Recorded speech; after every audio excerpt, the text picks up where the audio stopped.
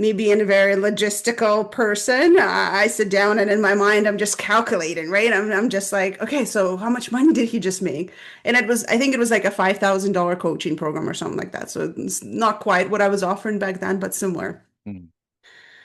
This guy made more in 60-minute talk than I made the whole year in my business and back then at my job Yeah. combined. And so the light bulb went off that there is an actual tool that I can use in order to convert an audience that I built into clients consistently in a controlled way that I can actually turn on and off whenever I want to. Is your pricing model or the model that you're selling to clients to help them with their notoriety and visibility and ultimately revenue, is it on a retainer or is it sort of a per project? Like, how does that work? And how long does a typical client work with you to sort of before they're up and running full speed on their own? Yeah, we have different tiers. So I'm sure some of the people who are listening will be familiar with the concept of value ladder, right? In the Hmm. value ladder, all you have is it means that your business has a suite of products going Hmm. from a lower tier and lower price to the higher tier and higher price. So depending on where the person is at, if they're just starting out and perhaps they don't have enough budget, right, to just go right into one-to-one and someone helping you. Not everybody starts with a 50K budget to start their business. Although Hmm. if you're brick and mortar, you kind of figure it out because Hmm. opening in the door is insane investment, right? So some people are okay doing the do it yourself. So we have some courses that we offer specifically on speaking, building audiences, right? And then we have our core program called Impact Maker. So that one is throughout 6 months. We actually help you build out the whole strategy and system in your business. Hmm. So this is a part community and then part actual development of the system in their business. Got it. Thank you for sharing that. And you keep saying plural we, so there's more than just Oh, one you cat. There's bet. got it. So you have a whole team supporting you on this. Yes. So first of all, I have a business partner who's incredible. Her name is Kim Carson Richards. We have partnered out of, actually, you'll love this, Diva, out of storytelling. We literally met at an event, decided to just have a fire in one of our houses and hang out and roast marshmallows and just, tell where we're coming from and who we are and get to know each other a little bit deeper. And just right around that fire was marshmallows, was her kid and her husband and a couple more people. We just so aligned with our values and what was important to us and what we wanted to create for our life, but then also in the world that we started a business right there. We There, literally went and registered it within 2 weeks. there are two things you said right there that just really jumped out at me. The first one is fire. And every time I am a huge fire aficionado, and I have a big fireplace in my home. And there's not a day that, well, there's a day, summertime, I won't be lighting fires, but I have fire going most of the year in my house.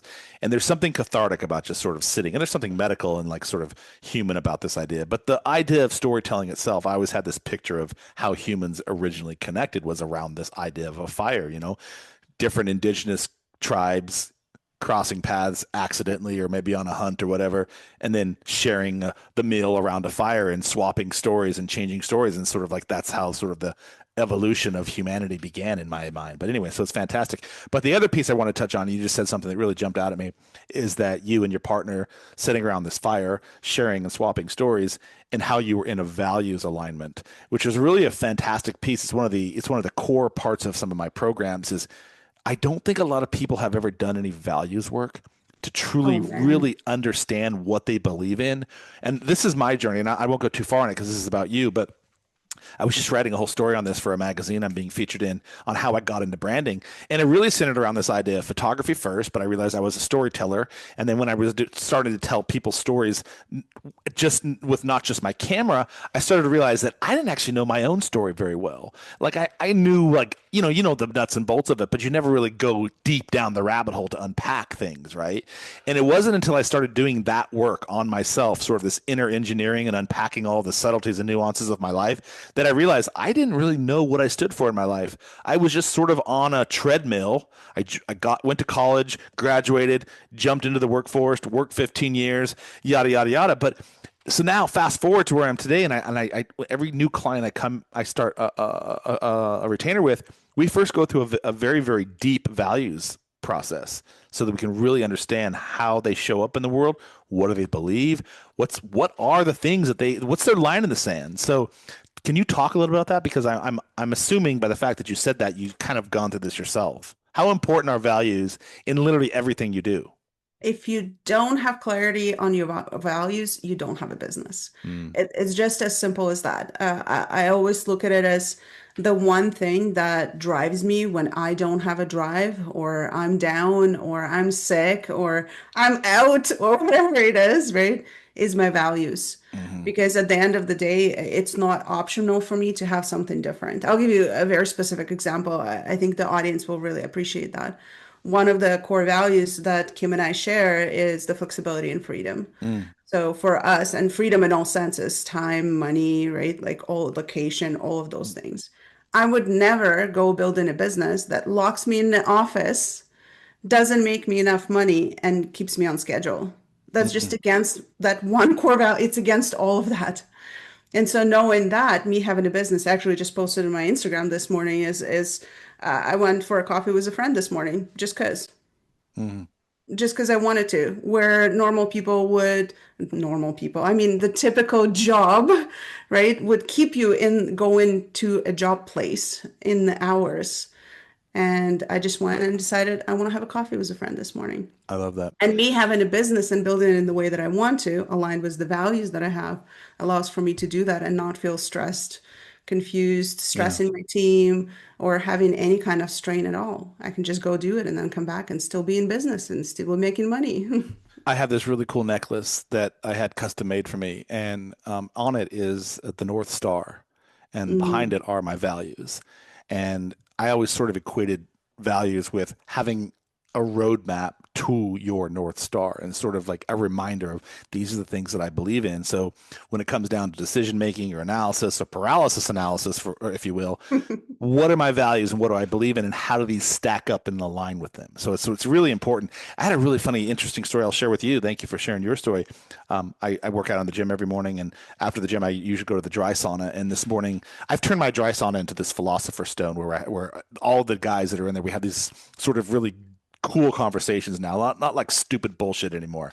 It's not like football and hockey, and it's just like we have real conversations about real things. Because I'm like, I'm not going to tolerate the hockey conversation. Let's talk about some real shit. Anyway, there's this dude in there, and this is one of my favorite things. It's so funny. I literally hate when people say to me, if you ask them how they're doing, oh, not bad for a Monday, or only 2 more days until Friday. And I asked him this morning, I said, how's it going, man? He's like, oh, man, I'm just really excited. There's only one more day till Friday. And I'm not being mean. I'm not making fun of the guy. He's a really cool dude. But I was like, and he said something to the effect of, you know what I mean, don't you? And I was like, no, I actually don't know what you mean. And he's like, what are you talking about? I was like, I don't really see the world that way. I'm not saying that everything is always like rainbows and Tootsie Pops, but I sort of view the world as like every single day of the week is a different opportunity for something because I'm always doing something different. Like I love my life. I love what I do for my work. I love all the things that I'm doing. I don't really think about Friday. And so I shared this with him, and he's just like, you could see his inner wheels just like smoking and churning. And I was like, when was the last time you asked yourself if what you're doing right now makes you happy? And he's like, no one's ever asked me that question before. And I was like, well, we'll really think about it for a second. What would light you up if you didn't have any obstacles or any inhibitions that would light you up? How can you do something to serve a population and make some money at it and fill yourself up? And he's like, I have no idea. And I was like, bro, you should really think about this question and this comes down to your values. Like, what do you believe in? What do you want out of this life? So anyhow, I appreciate you sharing that. You help, I'm gonna switch gears. You've helped a lot of entrepreneurs, and I saw a number, was it, I don't know, it was in your press kit or your website, $7 million in sales results from based upon the work you're doing with people. That's a big number. First of all, how do you tabulate that? Like, who's giving you their P&L so that you understand what they're making off of you? I was like, well, that's a whole different conversation. But you can answer that first piece, but I'm curious when you're working with these clients and these entrepreneurs and these founders, what is sort of their